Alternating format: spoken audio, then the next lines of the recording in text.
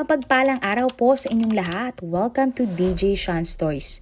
Turn on your notification bell, like and subscribe para sa crime stories araw-araw. September 2024, ang isang tahimik na bayan sa bansang India ay nabalot ng takot. Ito ay dahil sa kahindik-hindik na nadiskubre ng mga pulis sa loob ng isang rep. Nang buksan kasi ang rep, hindi kasi prutas, gulay o pagkain ang nasa loob nito. At ang laman ng ref ay labi ng isang nawawalang babae. Para simulan natin ang ating storya ngayon, kilalanin natin ang babae na si Mahalakshmi, 29 years old o tawagin na lang nating Maya. Si Maya ay orihinal talaga na mula bansang Nepal. Mayroon siyang isang kapatid na babae at nagmula nga si Maya sa payak na pamilya. Ang kanyang mga magulang ay parehong magsasaka at sila ay nakatira sa isang maliit na bahay. Taong 2019 nang si Maya ay 23 years old, ipinagkasundo siya ng kanyang mga magulang na ikasal sa isang lalaki na mula sa India na si Hemant Das. Matapos ngang makasal ni Maya at Hemant, lumipat ang mag-asawa sa India. Sina Maya at Hemant ay umupa sa isang bahay sa Bengaluru, Karnataka. Si Hemant ay nagtatrabaho bilang electrician sa isang tindahan ng cellphone, habang si Maya naman ay isang sales lady ng makeup brand sa mall. Makalipas nga ang isang taong pagsasama, nagdalang tao na si Maya at nanganak ng isang batang babae.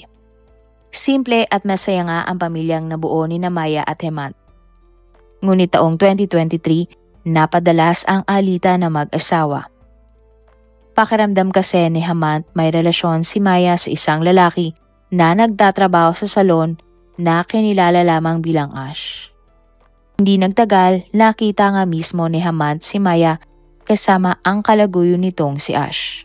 Kaya naman dito na nagdesisyon ang dalawa na agad na maghiwalay. Matapos ngang maaprobahan ang divorce ni Maya at Hemant, ang kanilang anak ay napunta sa pangangalaga ni Maya. Kapag nasa trabaho si Maya, ang nag-aalaga sa kanyang anak ay ang kapatid niyang babae na umalis sa Nepal para lumipat sa India. At makalipas naman ang 6 na buwan, ibinigay ni Maya sa dati niyang asawa ang pangangalaga sa kanyang anak. At March 2024 nang umupa si Maya ng bahay sa Via Likaval at nanirahan doon mag-isa. Kapag day off ni Maya, binibisita niya ang kanyang anak sa bahay ni Hemant. At magmula din noon, hindi na madalas makita o makasama ni Maya ang kanyang nanay at kapatid. September 21, 2024, isang normal na araw para sa mga residente ng Via Likaval. Gayunpaman, ang buong lugar ay nabulabog ng mga reklamo ng mga residente malapit sa 3-story apartment. Ayon sa kanila, napakabaho ng amoy na nagmumula sa bahay na iyon. Tinawagan nga ng isang lalaki ang landlord ng bahay para isumbong ang mabahong amoy. At pagdating nga ng landlord, nakalak ang pintuan. Ang apartment na ito ay inuupahan ni Maya. Agad namang tinawagan ng landlord si Maya pero hindi ito sumasagot. Sunod namang tinawagan ng landlord ang nanay ni Maya na si Mina. Nag-aalala ang sinabi ni Mina na 10 araw niya nang hindi makontak ang kanyang anak na si Maya. Ayon pa sa landlord, kailangan nilang buksan ang pinto ng apartment ni Maya dahil may mabahong amoy na nagmumula sa loob nito. Kinabahan naman si Mina at ang kapatid na babae ni Maya nang narinig ang sinabi ng landlord. Mabilis silang umalis dala ang ekstrang susi ng apartment ni Maya papunta nga sa nasabing lugar. At bandang 3:00 ng hapon nang nabuksan na ang apartment ni Maya. Kasama ng landlord ang ilang residente na pumasok sa loob ng apartment. Ngunit wala pang ilang minuto ay agad silang lumabas sapagkat hindi nila kaya ang nagmumula na amoy sa loob nito. Bukod doon, nakita din ng mga residente ang isang parte ng labi ng tao. Paglabas, tumawag na nga ang landlord ng mga pulis. At makalipas nga ang 10 minuto, dumating na ang mga pulis. Ang mga pulis ay nagsuot ng mask at pumasok sa loob ng apartment ni Maya. Maging sila ay agad na lumabas ng bahay dahil sa tindi ng hindi kaaya-ayang amoy. May mga pulis nga na hindi na napigilang masuka dahil sa mabaho na ang amoy sa loob ng apartment. Pero muling bumalik ang mga pulis sa loob ng bahay, suot ang patong-patong na mask. Sa loob ng apartment, napansin ng mga pulis ang isang ref na bahagyang bukas. At pagbukas nga ng mga pulis sa ref, tumambad sa kanila ang labi ng tao. Napatakbo palabas ang mga pulis sa hindi na natuklasan nila sa loob ng ref. Agad namang tumawag ang mga pulis ng isang forensic team para humingi na ng tulong sa investigasyon. Ay din talaga ng mga pulis na bumalik pa sa loob ng bahay sapagkat napakalubha nga ng mabahong amoy. Hindi naman mapakali sa labas ng apartment ang nanay at kapatid ni Maya nang nalaman nga ang tungkol sa labi na natagpuan sa loob ng apartment ng babae. At pagdating nga ng mga forensic team, tinipon nila ang mga labi na umabot ng 59 na piraso at dinala ito sa laboratorio. Pinaniniwalaan nga na inihiwalay-hiwalay ang mga nakitang labi. Positibo namang kinilala ni Mina na ang labi na natagpuan ay ang kanyang anak na 10 araw nang hindi nila makontak na si Maya. Samantala, mabilis naman kumalat sa buong lugar ang kahindik-hindik na nangyaring krimen. At dahil nga sa tindi ng nangyaring krimen, ang buong India ay nagulat matapos mag-viral ang larawan ng ref na may lamang labi ni Maya. Tinawag nga ang kanyang kaso na pinaka-brutal na kaso ng pagpatay sa buong India. Sa pagpapatuloy nga ng investigasyon na pag-alaman na August 19, huling nakita si Maya ng mga nakakilala sa kanya. At September 2 naman nang huling sumagot si Maya ng tawag sa kanyang cellphone. Sa paghahanap nga ng ebidensya ng mga pulis, natagpuan nila ang isang maleta sa tabi ng ref. Teorya nga ng mga pulis, binalak ng sospek na itapon ang labi ni Maya sa pamamagitan ng maleta pero hindi na ito natuloy pa. Natagpuan din ang isang cellphone na pagmamay-ari ni Maya. At teorya nga ng mga pulis, maaaring pinatay si Maya sa pagitan ng September 2 o September 3. Nakalak ang pinto ng bahay ni Maya sa labas kaya naniniwala ang mga pulis na matapos patayin si Maya ng sospek, inilak nito ang pinto at saka dali-daling tumakas. Inuna naman ng salaysay ng mga pulis ang kapatid at nanay ni Maya. Napakasakit nga para sa kanila ang sinapit ni Maya at hiniling nila na hustisya nga para sa babae. Ang nakakalungkot nga lang, walang CCTV na nakita malapit sa apartment ni Maya. Sunod na kinausap ng mga pulis ang kapitbahay ni Maya. At ayon sa kanila, araw-araw umaalis ng bahay si Maya bandang 9:30 ng umaga. Napansin din ng ilang kapitbahay na paminsan-minsan may mga sumusundo na lalaki kay Maya. At kinabukasan ay nakausap nga ng mga pulis ang dating asawa ni Maya na si Hemant. Tinanggi naman ni Hemant na may kinalaman siya sa nangyaring krimen. Sinabi ni Hemant na kahit hindi maayos ang relasyon niya kay Maya, hindi niya magawang patayin ang nanay ng kanyang anak. Hindi sa lalaki, 1 buwan na simula ng huli niyang nakita si Maya matapos nitong bisitahin ang kanilang anak. Ayon kay Hemant, naghiwalay sila ni Maya dahil nahuli siya ni Maya kasama ang kalaguyo nito na si Ash. Naikwento din ni Hemant na February 15, 2024 nang nag-file siya ng kaso laban kay Maya matapos siyang sakta ng babae. Sinabi ni Hemant na nagpunta si Maya sa cellphone shop at nanghihingi ng pera. Ngunit bigla daw nagalit si Maya dahil hindi sapat ang pera na ibinibigay ni Hemant. At nang hindi binigyan ng lalaki ng pera si Maya, sinugod at sinaktan siya nito. Pagkatapos noon ay nag-file umano ng kaso si Maya laban kay Hemant. Sa kaso, inaakusahan ni Maya ang lalaki ng pananakit. Wala namang naging resulta ang pagkaso ni Maya at Hemant sa isa't isa.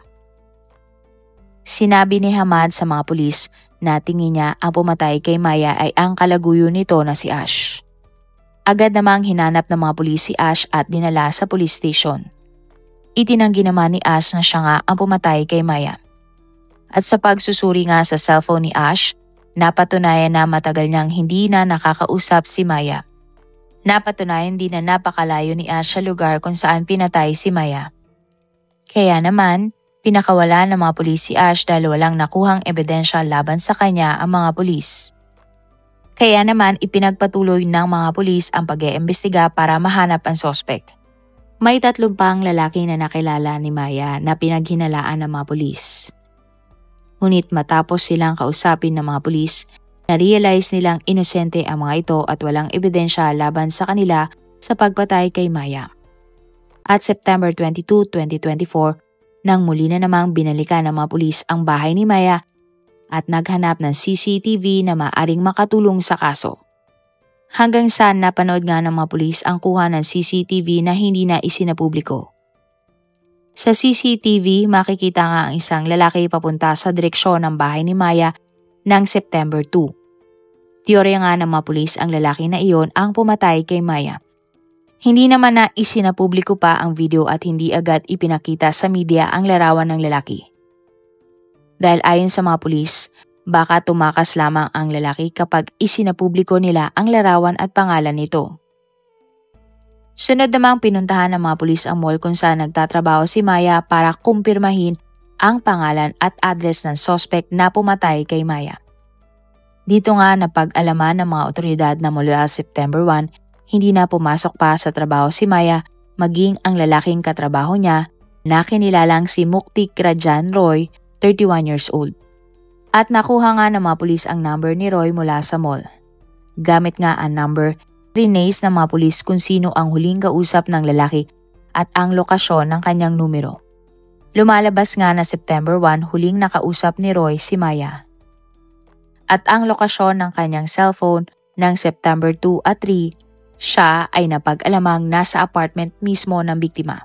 At para nga sa mga pulis, iyon ang unang pagkakataon na nakakuha sila ng solid lead sa kaso ng pagkamatay ni Maya. Kaya naman agad na pinuntahan ng mga pulis ang bahay ni Roy sa Bengaluru kung saan kasama ni Roy ang kanyang kapatid na lalaki. Hindi naman dinatna ng mga pulis si Roy pero nakausap ng mga pulis ang kanyang kapatid. Sinabi ng kapatid ni Roy na umalis ang kanyang kapatid para bisitahin ang kanilang ina. Tinanong naman ng mga pulis ang kapatid ni Roy kung may alam ba siya tungkol kay Roy at ang katrabaho nito na si Maya. Nung una, itinanggi na ng lalaki na mayroon siyang alam sa nangyaring krimen. Subalit bago nga umalis ang mga pulis, hinabol sila ni Roy at inamin niya ang lahat ng kanyang nalalaman. Ayon sa kapatid ni Roy, kilala niya si Maya dahil ilang beses na itong nagpunta sa kanilang bahay. Sinabi din ng lalaki na inamin sa kanya ni Roy na siya ang pumatay sa girlfriend niyang si Maya. Nabanggit din niya na sina Roy at Maya ay nagkakilala sa mall kung saan nagtatrabaho ang dalawa. Maganda daw ang simula ng relasyon ni na Roy at Maya. Subalit hindi nagtagal, naging madalas na ang alitan ng dalawa. Hanggang sa ng September 1, 2024 nang bigla na lamang tumawag si Roy sa kanyang kapatid. Sinabi nga ni Roy na kailangan na nilang umalis sa bahay na kanilang tinitirhan sa lalong madaling panahon. Sinabi nga din ni Roy sa kanyang kapatid na i-explain na lamang niya ang lahat kapag sila ay nagkita. At pag uwi nga ni Roy sa kanilang tinitirhan, inamin niya na sa kanyang kapatid na pinatay niya si Maya, kaya kailangan nilang umalis sa kanilang inuupahan para magtago siya sa kanyang krimen na ginawa. Matapos iyon, dali-daling umalis si Roy pero ang kanyang kapatid ay nanatili sa kanilang tinitirhan. Pagkatapos nga ng interview sa kapatid ni Roy, sigurado na ang mga pulis na si Roy ang pumatay at naghiwalay-hiwalay sa labi ni Maya. Determinado nga ang mga pulis na mahanap si Roy kaya wala silang sinayang na oras sa paghahanap sa sospek. Gamit muli ang cellphone number ni Roy, trinace ng mga pulis ang lokasyon ng sospek at napag-alaman siya ay nasa Odisha. Habang papunta ang mga pulis sa lugar, bigla na lamang nawala ang lokasyon ni Roy. Teorya nga ng mga eksperto, sinira na ni Roy ang kanyang SIM card dahil nalaman niya nang nadiskubre na ang labi ni Maya. Bukod doon, posible umanong bumili si Roy ng bagong SIM card at inilagay ito sa luma niyang cellphone na napakalaking pagkakamali ng sospek. At para nga matunton ang bagong lokasyon ng sospek, ginamit ng mga pulis ang International Mobile Equipment Identity Number. Ang IMEI ay isang unique na 15 digital serial number ng isang cellphone. Ito ay makikita mismo sa box ng cellphone, sa system ng cellphone at sa likod ng cellphone. Ang IMEI ay parang fingerprint iyon ng iyong cellphone na siyang ginagamit para matrack ang iyong cellphone kung ito ay nawala o ninakaw. At kalaunan nga, natukoy na ng mga pulis kung saan papunta si Roy. Sinundan ng mga pulis si Roy papunta sa Bidarak kung saan nakatira ang kanyang pamilya. At sa pagkakataon na ito, positibo na ang mga pulis na sa wakas ay maaaresto na nila si Roy at mapaparusahan ito sa pagpatay niya kay Maya. Ngunit hindi umayon sa kanila ang tadhana at hindi nila inaasahan ang mga sumunod na mga nangyari. September 24, 2024, pagdating ni Roy sa bahay ng kanyang pamilya, napansin nila na tila malungkot at wala ito sa sarili. Inakala lamang ng mga kamag-anak ni Roy na pagod lamang ang lalaki mula sa biyahe. At kinabukasan bandang 4:00 ng umaga, nang dali-daling umalis si Roy, dala ang kanyang laptop at bag. Ginamit din niya ang motor ng kanyang tatay sa kanyang pagtakas. Nag-drive si Roy ng 3 kilometro at tumigil sa kakahuyan malapit sa isang sementeryo. At makalipas nga ang ilang oras bandang 7:00 ng umaga nang nakarating na ang mga pulis sa huling destinasyon ng cellphone ni Roy. Inakala nga nila na sa wakas ay maaaresto na nila si Roy pero mali-muli sila ng inakala. Nakita ng mga pulis ang kumpulan ng mga tao sa lokasyon ng cellphone ni Roy. At nang hiwain ng mga pulis ang mga tao, tumambad sa kanila ang isang puno. Subalit pagtingala nila sa itaas ng puno, mayroon silang nakitang isang lalaki. Ang lalaki ay wala ng buhay at ito ay walang iba kundi ang sospek na si Roy na siyang pumatay kay Maya. Lumalabas na kinuha nga ni Roy ang sarili niyang buhay para tuluyang takasan ang krimen na kanyang ginawa. Kasabay nito, dumating ang Odisha Police at dinala ang labi ng sospek sa ospital. Samantala, hinalughog naman ng mga pulis ang naiwan ni Roy na motor at bag. At sa loob ng bag, natagpuan nila ang isang diary na pagmamay-ari ni Roy. Sa diary, isinulat ni Roy na noong September 2, 2024, nag-away siya at ang kanyang girlfriend na si Maya. At kinabukasan, nang pinatay na nga ni Roy si Maya. Nakasulat nga sa diary na madalas talagang mag-away sina Roy at Maya dahil palaging nakakaranas si Roy ng mental harassment mula sa babae. Sa diary, sinabi pa ni Roy na inihiwalay niya ang labi ni Maya nang sa gayoy ay hindi na siya mahuli ng mga pulis. Sa huli, sinabi ni Roy na mayroon siyang gagawin para itama ang mali na kanyang ginawa kay Maya. At para nga sa mga pulis, malinaw ang pag-amin ni Roy sa pagpatay kay Maya. At dahil patay na nga si Roy, wala silang makakasuhan kaya naman itinuring ng case closed ang pagpatay kay Maya. Ito ay sa kabila ng isa nga ang kaso ni Maya sa kahindik-hindik na nangyaring krimen sa India. Marami pong salamat sa inyong panonood. Meron ba kayong mga kwento na gusto nyong i-share sa ating mga manonood? O kung may personal po kayong kwento na gusto nyong i-feature sa ating channel, i-comment down below nyo lang ang inyong mga suggestions. Para naman po sa dagdag kalaman, i-subscribe nyo din po at i-follow ang ating iba pang YouTube channel katulad ng Tagalog Facts and Mysteries by DJ Sean at Manila Boy Wonder Philippines. Marami pong salamat sa pagsuporta nyo sa aming mga channel. God bless everyone!